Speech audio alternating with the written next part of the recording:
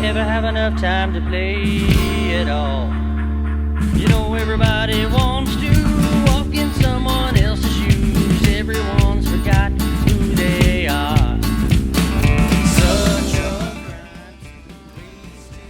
So overall, you can see that right here, Sealack Street comes up, and then right in here, it's gonna connect with Blackhawk Street, which is coming down from this way, to create Gregory Street, which runs through here.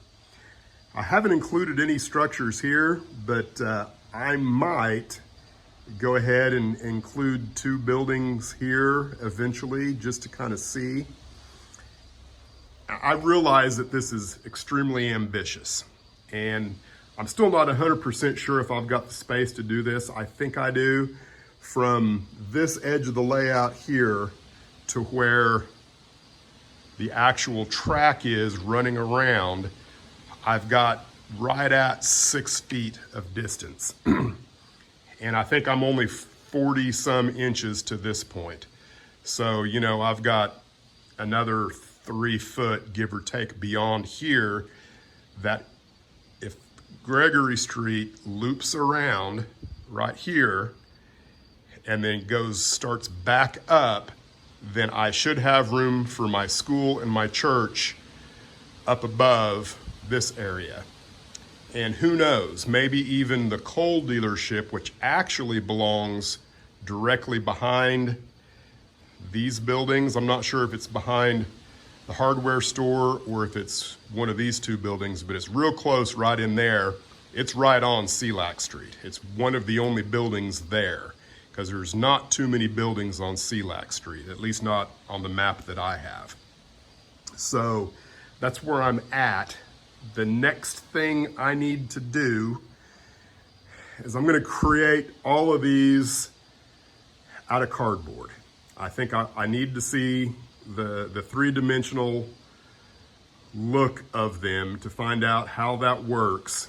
And then, you know, the biggest problem I have right now is I don't have any hookup wire to do the electronics underneath the plywood for wiring up the track. So I can't really get things put back on the L girders yet.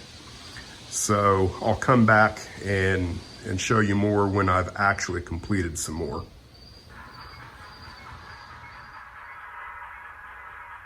Okay, well, you can see I've gotten a little more accomplished since the last segment. All the tracks laid, the electronics are working, push buttons installed, and it's on the L girders. So now I've got all of this area over here, you know, that I need to consider. And I need to figure out what's gonna go on here, because I know my town is gonna spill over this way. So I feel like I need to put some substructure there so that I can work out this way a little bit and over that way and get a feel for where things are gonna be in relationship to the track that's gonna go around the bend there. That down there eventually will get cut down to the bare minimum of what I need. I just left a lot of plywood there so I would have, you know, room for error. So the 461 is gonna pick up these 3 cars because I couldn't resist having an operating session. I actually classified some cars in the staging yard and spent nearly a half a day yesterday doing nothing but operating, and it was quite fun. I enjoyed that. But 461 is going to take those 3 cars back down to the staging yard, and then I am going to figure out some substructure here, kind of figure out where the buildings need to be. I'll note that the track crew here has been very diligently working, and they've got a little project here that they're just almost finished with.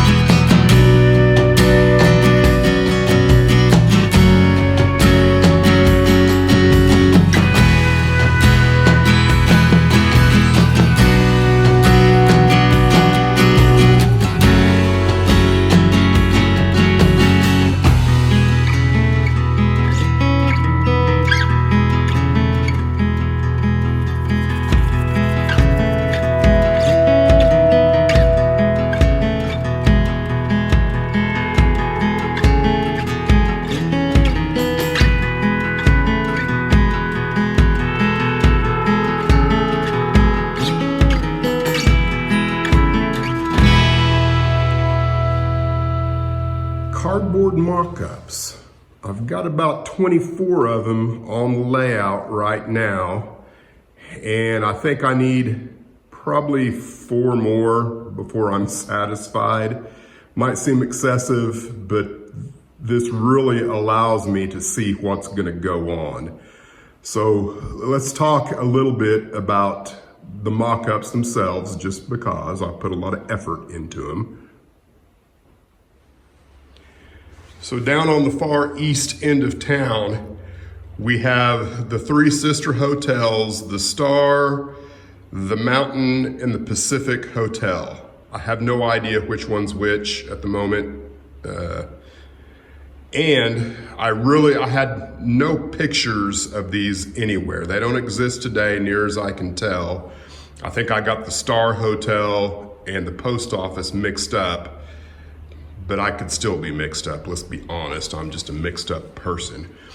But the height, just decided that I kind of wanted to make them look like, I don't know, kitchen canisters, where you've got the tallest one in the middle, and then the next biggest one on the left and the shorter one on the right. I think from the other end of town, that kind of creates a dynamic look to it.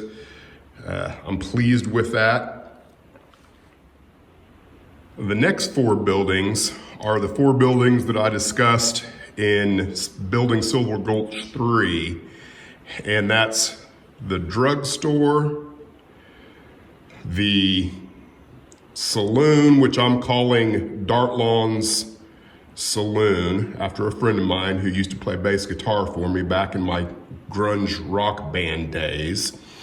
The next building over is a barber shop, and then kind of peeking back there in the corner there, that's a confectionery shop.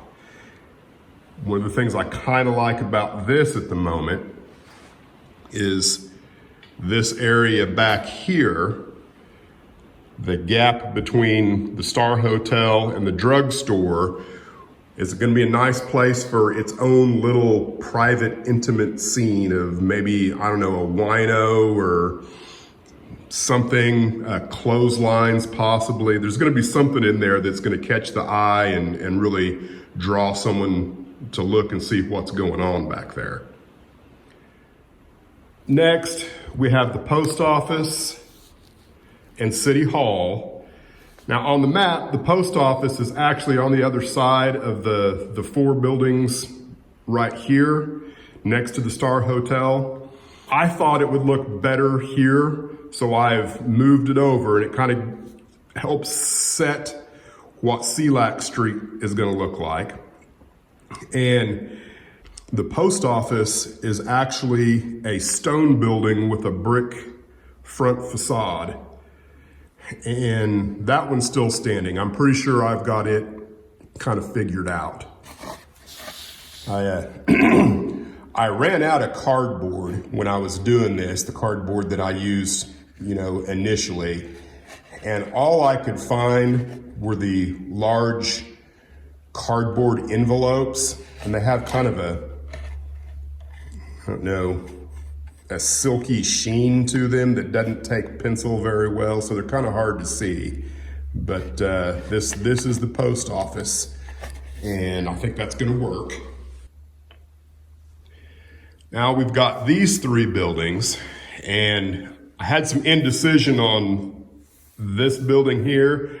Initially, I decided that it was one building, but after closer review, these 2 buildings are actually offset from each other, so that the building on the left, these 3 rows of windows actually are about halfway higher than these 3 rows. So they are 2 specific different buildings, but they share the same front brick facade. I hope I'm using the right term there. And so it's all one thing, but they're clearly at different levels. And then this building here, which near as I can tell is a clothing shop and a hardware store.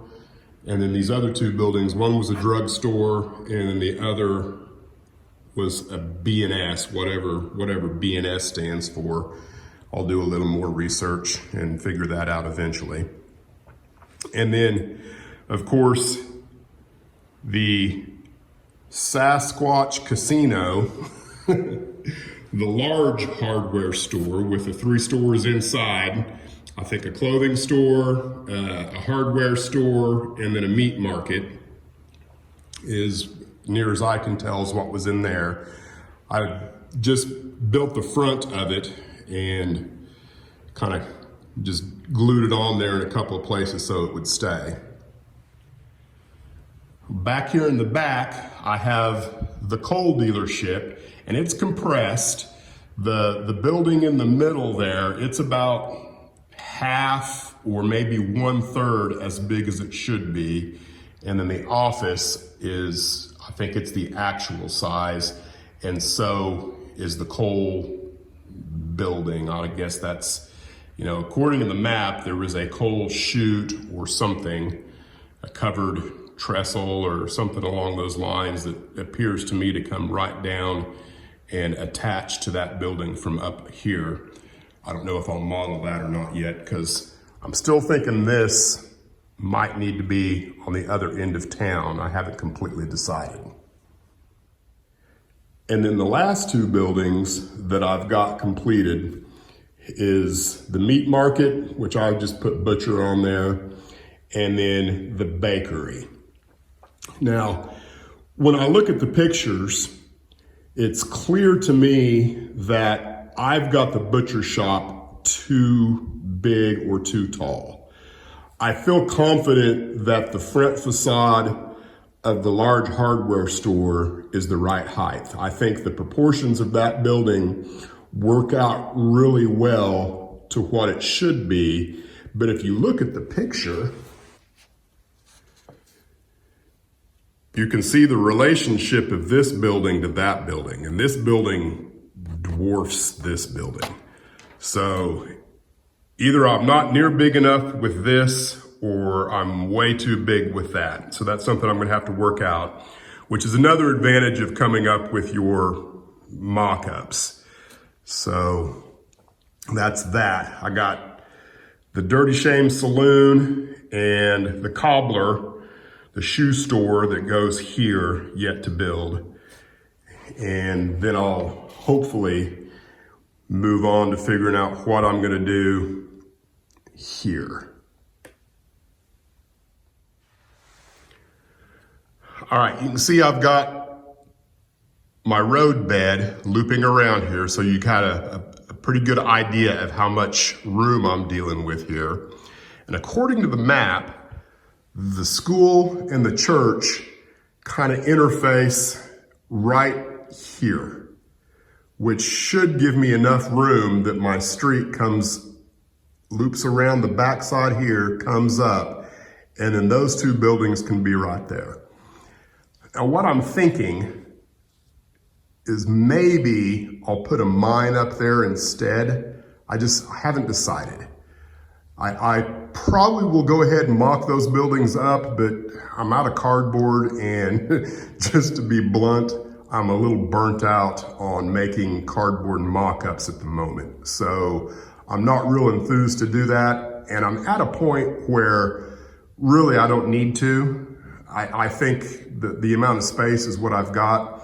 The next thing I think I probably need to do is, at least concerning Silver Gulch, is figure this out, because the only way I'm going to be able to work on this effectively is either with some kind of cantilevered ladder that allows me to lean over the layout, and or from the backside. And, I want to get the track work in.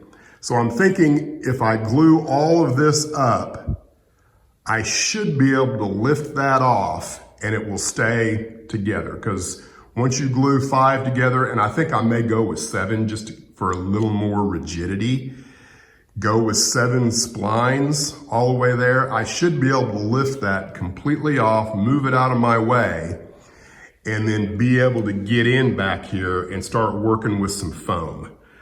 Because remember, this building is pretty much at the level of the cork, And then every one of these buildings gets gradually higher to the end, and then right in here will be the highest point, and then the mountain continues on around back in here somewhere.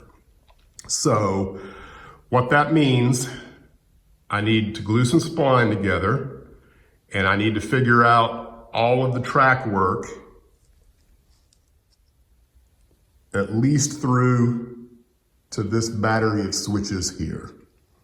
So that's kind of where I'm at, is figuring out what exactly I need to do next, because I'm at a natural pause point for Silver Gulch. This will probably be the last Silver Gulch specific video for a while until I get some more of the track work completed and things along those lines. Well, I hope I didn't bore you too much with my Silver Gulch cardboard city or town, whatever you want to call it. It's moved along nicely. I'm pretty confident that even if it doesn't end up looking exactly like it looks now, it's going to look something like this, and I think it's going to be a pretty dynamic scene. So thanks for watching, and stay tuned for more Otter Creek and Rio Grande.